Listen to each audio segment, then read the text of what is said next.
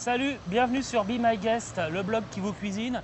Retrouvez toutes les infos sur bemyguestblog.com. Évidemment, les contenus, les restos, les invités et les interviews. Et ça tombe bien parce qu'on commence celle-là. Aujourd'hui, qui est mon invité? C'est Thibaut Leclerc. Thibaut qui est le boss du Bottin Gourmand. Où est-ce que je l'emmenais? Évidemment pas dans un tri étoilé, mais dans un bistrot dans le 11e au Marsangy. Et je vais lui poser la question rituelle. Alors Thibaut, ce Marsangy, c'est comment?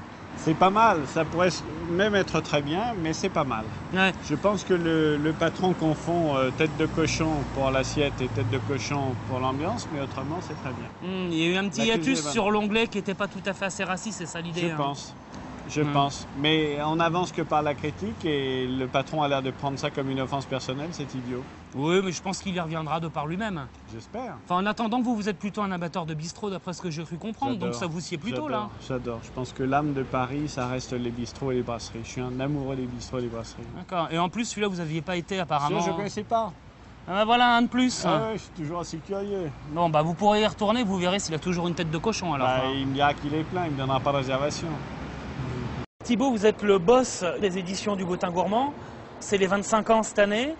Est-ce que vous pouvez me rappeler quels sont les critères pour le Bottin Gourmand et votre positionnement par rapport aux autres guides? Alors, les autres, je les connais peu, ils ne m'intéressent pas beaucoup. Ce guide a été monté par des passionnés. À l'origine, c'était le guide Kléber il y a 50 ans. Depuis 25 ans, il s'appelle Bottin Gourmand. C'est d'abord un guide de gens qui sont passionnés, qui aiment bien la qualité. Ça ne veut pas dire le prix, hein. Ça ne veut pas dire des restaurants chers. On adore les bistrots, on adore les bonnes tables et tout. On adore les gens qui font bien leur métier. Donc notre positionnement, c'est l'authenticité. C'est ça que je souhaite promouvoir à travers le guide. Le guide n'est pas méchant, c'est-à-dire qu'on ne parle que des gens qu'on aime bien et c'est plutôt eux qu'on veut pousser. On n'a pas de place pour parler en mal des autres. Ça fait de la publicité, mais ce n'est pas ma philosophie.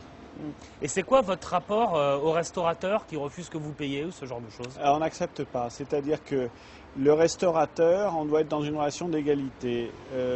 Nous allons au restaurant, il fournit une prestation, on la paye. Et on ne garde sa liberté de parole que si on paye. Tout le monde vous dira, mais si vous étiez guide de théâtre, on vous enverrait les places, vous ne direz rien. Dans la restauration, je pense que c'est foncièrement différent. Nous, on s'est donné les moyens de pouvoir payer, on le fait.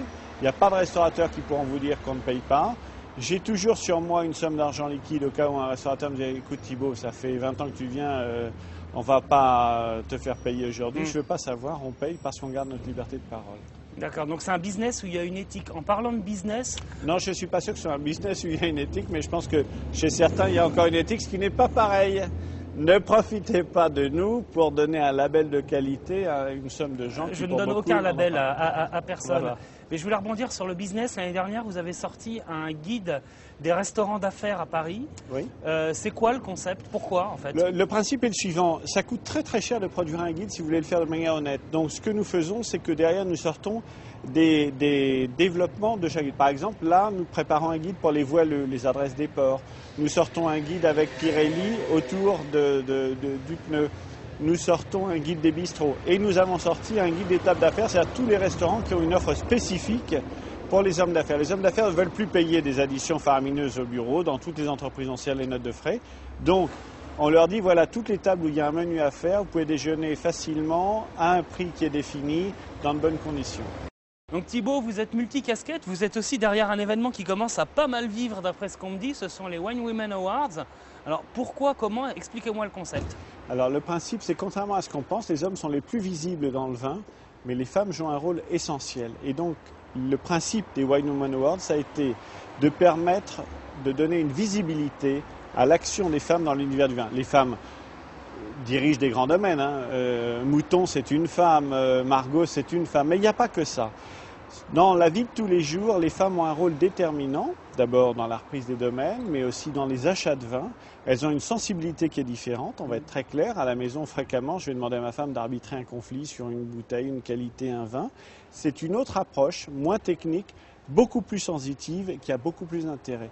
Et moi, ce qui me motivait, c'était de faire ressortir cet apport des femmes dans un univers qui est soi-disant réservé strictement aux hommes, qui sont souvent des tchatcheurs, mais à l'arrivée, ce n'est pas eux qui décident.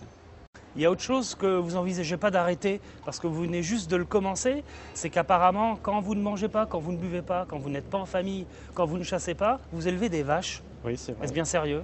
Alors d'abord c'est sérieux, ensuite c'est en plein accord avec ma femme et mes enfants. Ma femme et Tout mes va bien, enfants, non mais ils ont compris depuis longtemps que de toute façon j'avais des tas d'idées dans la tête et qu'il valait mieux me laisser les exercer. Oui, j'élève des vaches parce que mon idée c'est de démontrer qu'aujourd'hui on peut encore produire des choses de très grande qualité, que l'agriculture n'est pas condamnée à la subvention et à la médiocrité, qu'on peut faire des produits top et qu'il y aura toujours un marché pour ça. D'accord. Eh bien, écoutez, j'espère Thibaut que ces vaches vont vous porter chance. En attendant, merci beaucoup à vous. Elles me portent bonheur, déjà un bonheur quotidien. Alors c'est toujours ça de prix, donc merci à vous et j'espère qu'on se retrouve peut-être bientôt pour partager un autre bistrot, puisqu'apparemment ça nous fait déjà un goût en commun. Oui, mais c'est moi qui invite. D'accord, ça roule. Et ben voilà, encore une fois, Be My Guest, c'est terminé pour aujourd'hui. Donc allez pécho, toutes les infos sur bemyguestblog.com. Honnêtement, moi je me suis régalé dans un repas de bons vivants et de passionnés avec Thibaut. Et je vous dis à la prochaine. Salut!